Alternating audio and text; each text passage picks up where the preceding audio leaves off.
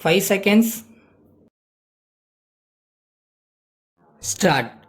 மாண்புமிகு பேரவை தலைவர் அவர்களே, அவையின் முன் உள்ள இந்த தனியார் காடுகள் பாதுகாப்பு திருத்தச் சட்ட முன்வடிவின் மீது நடைபெற்ற விவாதத்தில் பங்கெடுத்து கொண்ட மாண்புமிகு உறுப்பினர்கள் கட்சி வேறுபாடின்றி எல்லாருமே இதை வரவேற்று பேசியிருக்கிறார்கள். அதற்காக அவர்கள் அனைவருக்கும் அரசாங்கத்தின் சார்பாக முதற்கண் நான் நன்றி தெரிவித்துக் கொள்கிறேன். அவையின் முன் உள்ள சட்ட முன்வடிவு பற்றிய கருத்துக்களை தெரிவித்ததுடன் வனத்துறை பற்றி பொதுவான ஒரு சில பிரச்சனைகளையும் ஆலோசனைகளையும் அவர்கள் தெரிவித்தார்கள். மனித சமுதாயத்தின் நல்வாழ்வுக்கு காடுகள் எப்படியெல்லாம் பயன் கருதாது உபயோகப்படுகின்றன என்று குறிப்பிட்டதுடன் இத்தகைய இயற்கை செல்வம் அழிந்து வருவதை தடுத்து நிறுத்துவதிலும் இதன் பரப்பளவை விரிவுபடுத்துவதிலும் அரசாங்கமும் பொதுமக்களும் தனி கவனம் செலுத்த வேண்டுமென்று வலியுறுத்தி பேசினார்கள். இதே கருத்தின் அடிப்படையில்தான் காடுகளின் அபிவிருத்திக்காக அரசாங்கம் ஆண்டுக்காண்டு தொகையை கணிசமாக அதிகரித்து வருகிறது என்பதை நான் சுட்டிக்காட்ட விரும்புகிறேன். விரைவிலேயே இந்த மன்றத்தில் நிதிநிலை அறிக்கை வர இருக்கிறது.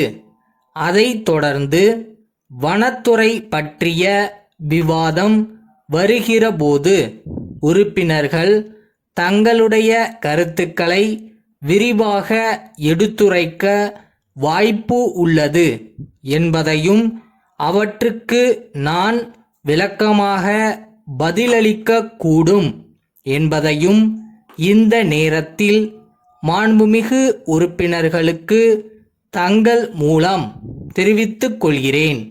தனியார் காடுகள் என்று ஒரு பிரிவை அரசாங்கம் ஏன் அனுமதிக்க வேண்டும்? அப்படி ஒரு பிரிவு இருப்பதால்தானே அந்த காடுகளை பாதுகாக்க இப்படிப்பட்ட திருத்தச் சட்டம் கொண்டு வர வேண்டியிருக்கிறது என்று இங்கே ஒரு கருத்து வெளியிடப்பட்டது. காடுகள் என்னும் போது அவை யாராலும் உருவாக்கப்படுபவை அல்ல, இயற்கையாகவே அமைந்துள்ளவை. அவை நாட்டின் பொது சொத்தாகும். அப்படிப்பட்ட ஒரு இயற்கை செல்வம் தனியாருக்கு சொந்தம் என்று இருப்பது அடிப்படை நியாயத்திற்கே முரணானதாக இருக்கிறது. இயற்கை தந்துள்ள வனச்செல்வத்தை நாட்டின் பொது சொத்தாக கருதி வளர்க்க வேண்டிய கடமை அரசுக்கு உண்டு.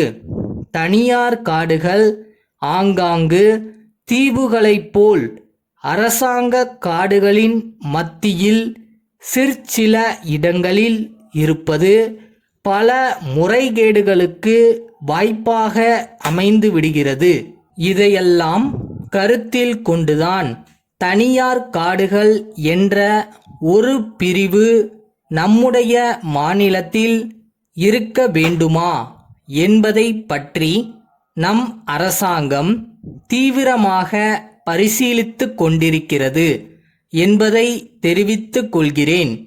சந்தன மரங்களை தனியார் சிலர் தங்கள் பட்டா நிலங்களில் வளர்ந்ததாகச் சொல்லி பக்கத்தில் அரசாங்கத்திற்கு சொந்தமான கோடிக்கணக்கான ரூபாய் மதிப்புள்ள மரங்களையும் வெட்டி எடுத்துக்கொண்டு போய் பெரும் பயன் அடைகிறார்கள். இதை தடுப்பதற்கும் அரசாங்கம் உரிய நடவடிக்கை எடுக்கும் என்று உறுதி கூறிக்கொண்டு இந்த சட்ட முன்வடிவை ஒருமனதாக நிறைவேற்றி தர வேண்டுமென்று வேண்டி கேட்டுக்கொள்கிறேன். கரூரிலுள்ள வாசுகி கைத்தறி நிறுவனத்தின் மேலாளர், மேலூரிலுள்ள வெண்ணிலா வணிக நிலையத்தாருக்கு எழுதும் கடிதம். அன்புடையீர், அண்மையில் வர இருக்கும் தீபாவளி திருநாளையொட்டி தங்களுக்கு தேவைப்படும் கைத்தறி துணி வகைகளுக்கான தேவை பட்டியல் இணைக்கப்பட்ட கடிதம் கிடைக்கப் பெற்றோம். நன்றி. அதில் குறிப்பிட்டுள்ள துணி வகைகள் அனைத்தும் நேற்றைய தினம் லாரி மூலம் தங்களுக்கு அனுப்பப்பட்டுள்ளன. அவற்றுக்கான பொருள் விவரப்பட்டி, லாரி சீட்டு மற்றும் முன் பணத்தொகை 10,000 ரூபாய்க்கான பற்றுச்சீட்டு இத்துடன் இணைக்கப்பட்டுள்ளன. சரக்குகள் நல்ல நிலையில் வந்து சேர்ந்த விவரம் தெரிவிக்கவும். பொருள் விவர பட்டியில் கண்டுள்ள தொகையிலிருந்து முன் பண தொகையை குறைத்து கொண்டு பாக்கி தொகைக்கான காசோலையை விரைவில் அனுப்பி வைக்க வேண்டுகிறோம். நாங்கள் இவ்வாண்டு புதிதாக துவங்கியுள்ள உடனடி ஆடை நிலையத்தில் ஆண், பெண், சிறுவர், சிறுமியருக்கேற்ற கண்கவர் உடனடி ஆடைகள் விற்பனைக்கு தயாராக உள்ளன. அவற்றின் ஒரு சில மாதிரிகளை தங்களுக்கு மற்ற சரக்குகளுடன் சேர்த்து அனுப்பியுள்ளோம். அவற்றை கண்ணுற்று தங்கள் தேவையை தெரிவித்தால் உடனடியாக அனுப்பி வைக்கக்கூடும். தங்கள் நம்பிக்கையுள்ள